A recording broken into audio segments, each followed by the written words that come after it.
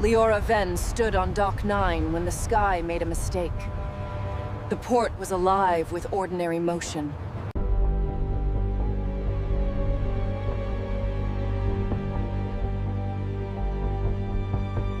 Cargo cranes swinging in slow arcs, salt wind tugging at cables, gulls circling above rust-streaked ships. Wore a fitted gray jacket smudged with oil, and a utility belt heavy with tools.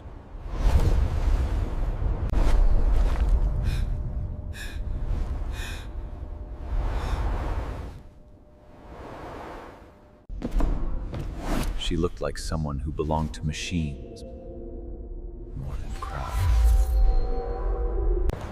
He landed on one knee, one hand braced against the ground, coat fluttering around him like a controlled flame. He was tall, athletic, early 30s. His face was striking, angular jaw, straight nose, light stubble.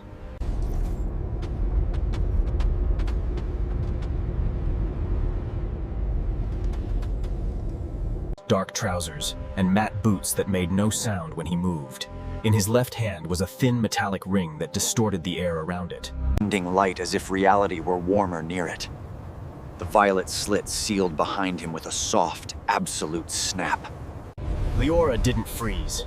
She moved immediately, crossing the dock toward the man as if pulled by instinct she didn't remember learning.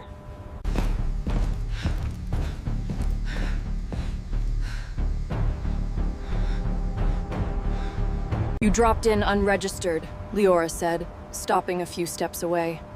Her voice was calm, sharp, confident. The man rose smoothly to his feet. Up close, his presence felt heavy, like gravity had chosen him personally.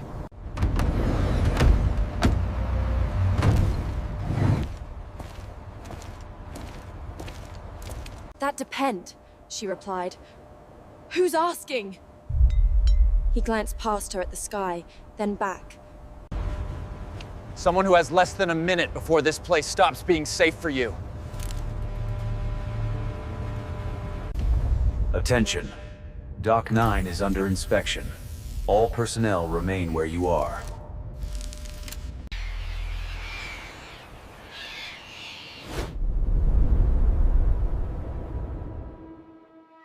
At the far end of the dock, black vehicles rolled in without sirens. Uniformed figures stepped out in perfect formation. Their armor was matte black, their helmets smooth and expressionless. They didn't rush. They didn't need to. Leora felt the weight of the moment settle into her bones. The man took a step closer. What did you bring here? A pursuit.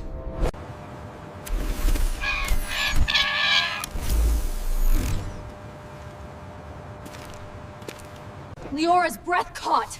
Phase cutter! The man looked at her sharply. You know what that does? I know we won't survive it. He grabbed her wrist, firm but steady. Then, run. They sprinted between towering cargo containers. Behind them, synchronized footsteps echoed. Closer! Relentless! Left! Leora shouted, climbing a ladder welded to a container wall. They climbed fast. Wind slammed into them at the top as they emerged onto a narrow catwalk suspended above the dock. Below, Dominion agents spread out, scanning with devices that shimmered faintly. The lens device whined. The catwalk vibrated. The man turned to her, eyes intense. When this happens, hold on to me! She scoffed despite... The air tore, not open, but apart. Distance collapsed. Space screamed without sound. The man shoved the metallic ring into Leora's hand. Put it on. Reality snapped. For a fraction of a second, Leora saw everything too clearly. The salt on the air, the tension in the man's grip. Luminous threads connecting them through space itself. She felt herself fragmenting, scattering into possible versions of who she could be. Leora gasped, rolling onto her side. The air smelled different, electric. Where are we? They were standing in a city that resembled her own, but transformed. Towers curved toward one another. Glass bridges glowed softly. Floating drones drifted like bioluminescent creatures.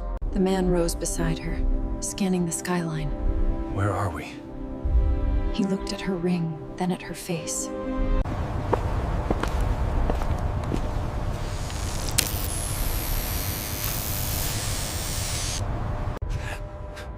The man's voice dropped, tight and serious. They followed us! Leora's fingers curled. Who are they? He met her eyes. The ones who erase timelines, he said. Because love breaks their equations.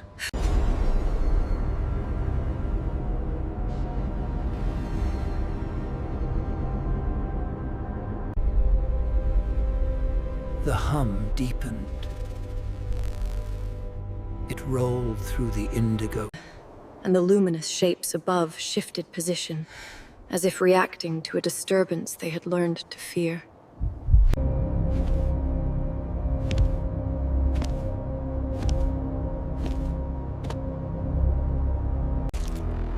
As if the world were leaning closer to listen.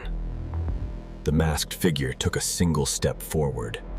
Its movements were unnervingly smooth, neither rushed nor cautious, like something that had never needed to hurry. The reflective surface of its mask showed no city, no sky, only a blurred distortion, as though it refused to acknowledge the world it stood in. Cade moved instantly.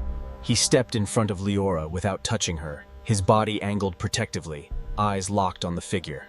Stay behind me.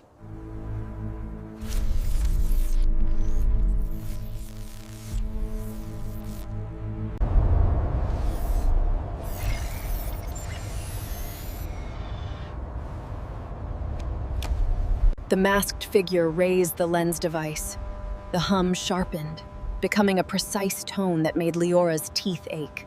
The ring on her finger responded instantly, glowing faintly, lines of light rippling across its surface like veins waking up. We are inevitable. Your resistance is statistically impossible. It wasn't meant to be. Not by them.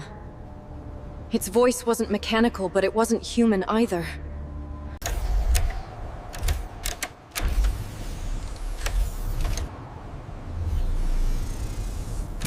The sound of her name from behind that mask made her spine tighten. You shouldn't know me. We know every version of you. Most of them end badly.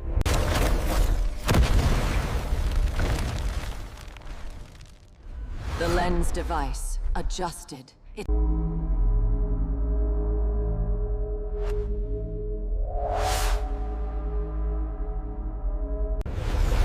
Leora staggered as gravity stuttered, the world briefly unsure which direction mattered.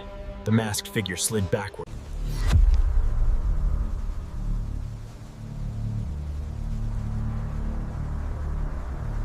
The figure straightened. She is an anomaly. Leora felt anger rise unexpectedly, hot and immediate. I'm standing right here. The mask turned toward her. For the first time, Leora felt seen. You are the variable. You are why this timeline collapses. Don't listen to it. What happens here, in this version? But she already was. Cade hesitated. The silence stretched, heavy with meaning. This city survives. Barely. You don't. Her breath caught. The masked figure nodded, as if confirming a known fact. In this branch, Leora Venn dies during the Convergence event. Her absence stabilizes the system. You erase me because it's convenient. Because it is necessary. Necessary for who? For continuity. For order. For time that does not fracture under emotion. Heat spread up her arm, not painful, but overwhelming. Images flooding her mind, uninvited. She saw flashes. Herself standing on a rooftop that didn't exist yet. Rain cutting across her face. Cade beside her, blood at his temple, smiling anyway. A kiss, desperate, unfinished, while the sky burned above them. Leora gasped, clutching her chest.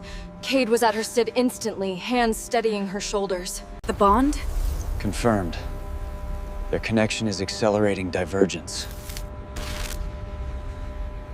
What connection?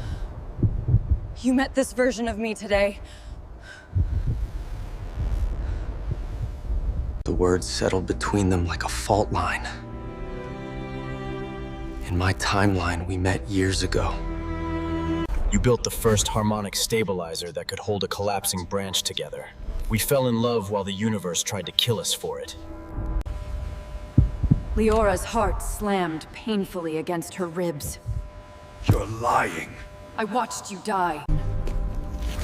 The air around them vibrated violently now, the city responding to the emotional spike like a living organism.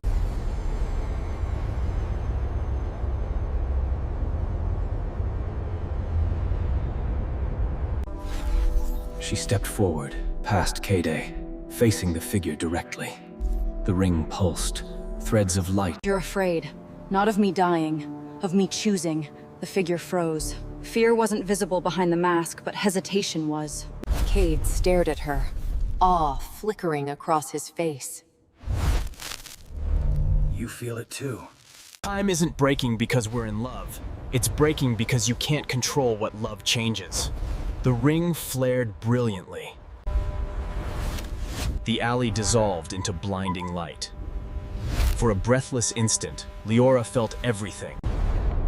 And at the center of it all, Cade. Always Cade. This is where it started.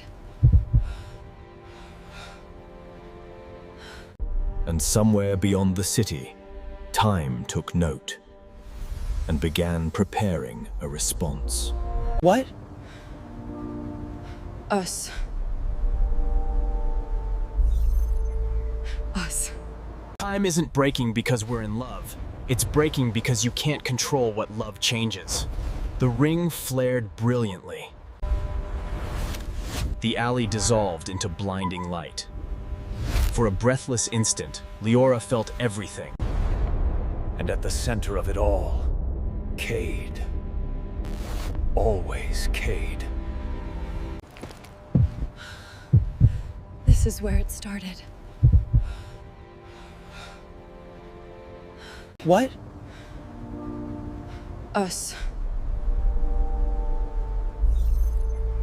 Us. And somewhere beyond the city, time took note and began preparing a response.